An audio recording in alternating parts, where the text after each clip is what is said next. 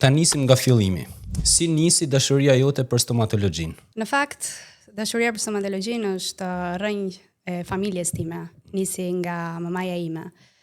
Po të kthehemi pas në kohë, para shumë vitesh, mamaja ime ka qenë laborante dentare ose si quhet sot teknike dhëmbësh. Dhe ambicia që ajo kishte për ta zgjeruar akoma më shumë biznesin, nuk mund ta linte dot me aq. Një ditë e bukur vjen në shtëpi dhe thotë, ka vendosur të bëhem mjeke stomatologe. Kështu që unë ato vite isha shumë e vogël, isha në fillore dhe për të ishte shumë e vështirë të kujdesej për çdo gjë paralelisht, si për punën, si për universitetin dhe për mua. Por kishte një shtys, një mbështetje. Gjyshen time që nuk mund të më linte mua vetëm, flasim realitetin. Kështu që vendos shkollën e stomatologjisë tani se te UFO-ja, sa ishte hapur në ato vite dhe ta bënte vajtjeardhje Fier Tiranë, që nuk është e lehtë, se sot është 1 orë e gjysmë, po në atë kohë ka qenë 3 orë. Për sa kohë? Për 4 vjet e 6 muaj. Çdo ditë? Çdo ditë. Vajtjeardhje çdo ditë dhe kur kthehej punonte deri në orën 2-3 mëngjesit, flinte, çoi në 4, pinte kafe dhe vazhdonte rutinën e përditshme. Ishte shumë e lodhshme realisht për këtë. Kur e hapi klinikën, cilat ishin vështirësitë e para?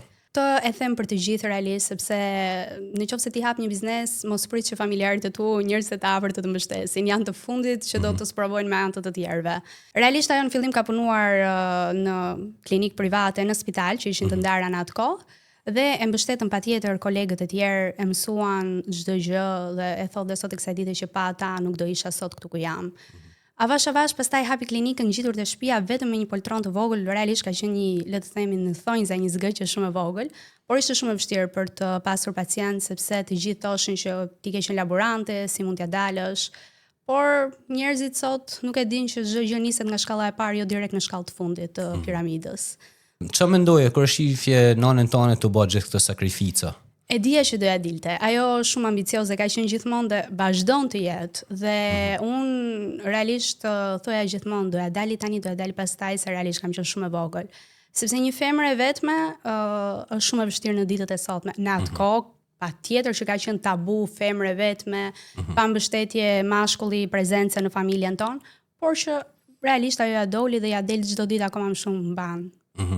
Dashurinë për stomatologjinë, a e pate, si më thonë, edhe pak natyrale apo nga vëzhgimi, duke pa nanën tënde, si më thonë? Të dyja të gërshetuara nga pak, sepse ideja ime ka qenë gjithmonë ideja e mjekësisë dhe kirurgjisë, që unë do ta vazhdoj patjetër më vonë kirurgjinë. Por të ecësh në hapat e saj galopant është shumë. Domethënë, unë përmbledh me këtë shprehje që ajo mbolli një bim dhe priste që të bënte një lule, por sot realisht ajo është një pemë që lulëzon në të gjitha stinët, me të gjitha frutet e saj. Dhe realisht unë jam krenare për arritjet e saj deri më sot. Super. Më the që jo gjithmonë ka kenë suportin nga njerëzit i afërt. Për ty personalisht, por edhe për nanën tënde si profesioniste, por edhe si përmarrëse tash me një klinikë. A ju ka motivu më shumë kur ju thoni njerëzit që mund t'ja dilni apo nuk mund t'ja dilni? Të dyja ecin paralel sepse ke dhe mbështetjen e shumë njerëzve që thonë shiko, ti nuk do dorëzohesh tani, se ka pas momente që është dorëzuar, është lodhur si fizikisht, si moralisht në gjitha aspektet. Por që kishim disa familjarë të afërm që thoshin arrite deri këtu, mos e lër me kaq. Jeta është sfidë dhe realisht do të ishte shumë e mërzitshme nëse çdo gjë do të ishte deti i qetë atë kohës. Ka pas dallk absolutisht, por që ajo ja ka dalë dhe ambicia më e madhe vërtet ka qenë tek ata që thoshin ti nuk doja dalësh dhe ti flet me veten dhe thua unë doja dal sepse unë arrita deri këtu dhe 2-3 gjëra që mund të dalin përpara nuk janë absolutisht asgjë në ditët e sotme. Kështu që ajo ja doli vërtet. Super. Te pjesa trajnimeve. Unë e di personalisht, por për audiencën, sa kohë i kushton trajnimeve? A është enough, si më thonë një herë? Mjekësia nuk është kur fund. Okay. Çdo ditë zbulojmë gjëra të reja të shkencave të fundit mjekësore dhe unë dua që të sjell më të mirën për pacientët, teknologjinë e fundit. Unë gjithmonë eci me hapat e viteve të fundit. Mjekësia absolutisht asnjëherë nuk është fund. Dua të sjell risit më të reja për një ambient sa më komod, që ata të ndjen një ambient familjar, jo ajo frika që shkojnë tek dentisti si një shtëpi horrori.